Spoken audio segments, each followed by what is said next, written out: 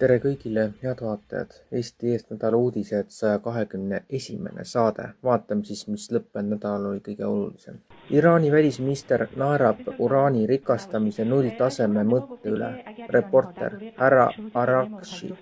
Ameerika president Trump ütles, et kui üks tingimus oleks täidetud, poleks sõda olnud. Mis tingimus see oli?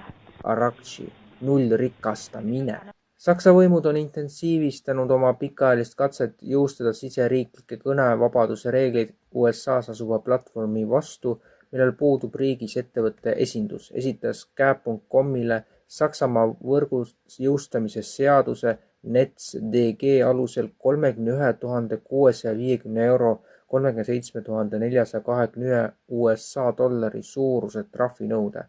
Bonni föderaalse justiitsbüroo 22. detsembril 2025 välja antud täiteteates nõutakse 2021. aasta alguses esmakordselt määratud trahvide tasumist.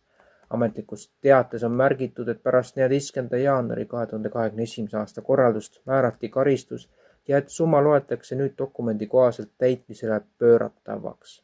Anname teada, et õigus kodule MTÜ rahvaalgatus on nüüd avalik ning kõigil huvilistel on võimalik sellega tutvuda ja anda oma toetus allkirjaga veebilehel, mida te näete siin antud uudisloos.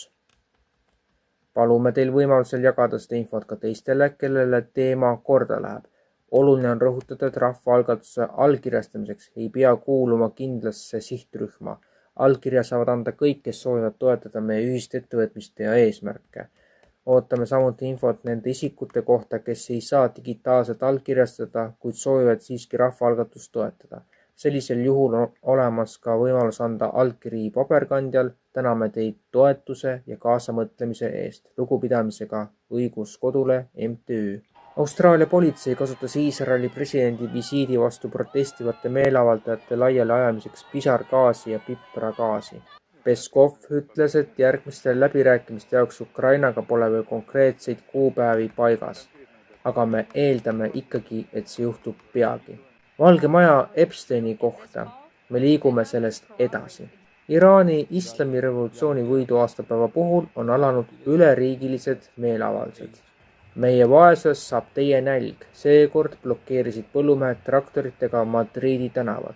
Meeleavaldused Euroopa Liidu Mercosuri lepingu vastu jätkuvad üle Euroopa. Bondi tunnistab, et Trump on Epsteini toimikutes. Esindajate koja liige Nancy Mace ütleb, et on näinud Epsteini klientide nimekirja ja hoiatab, et seal olevad nimed šokeerivad kogu maailma. Vabariiklasena lisab ta, et justiitsministeerium kaitseb neid identiteete.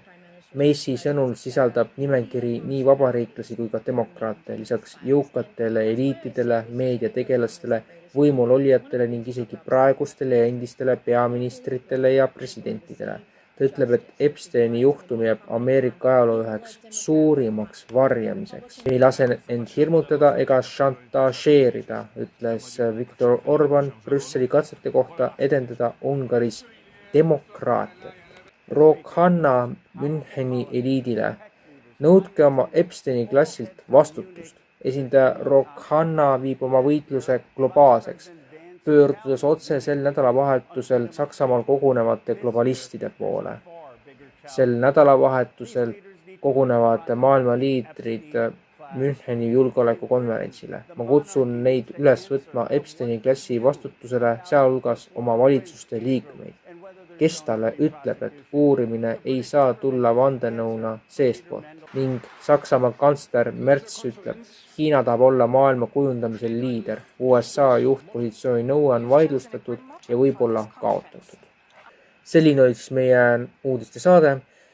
Aitäh kõigile, kes te meid olete toetanud ja küllap saabub siis nüüd saabuva tulihobuse aasta puhul ka aeg kätte, kus kõik need, kes valetavad ja käituvad sõna otseses mõttes reeturlikult, nad saavad ise oma tehtud kuritegudes karistada, aga need, kes otsivad tõde, need ka jõuavad selleni ja loodame, et saabub ka ühiskonda selgus ja ausatel inimestel on võimalik jääda siin ühiskonnas edasi kestma.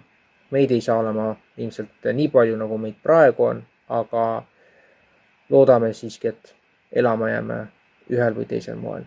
kõike head ja kohtumiseni nädala pärast!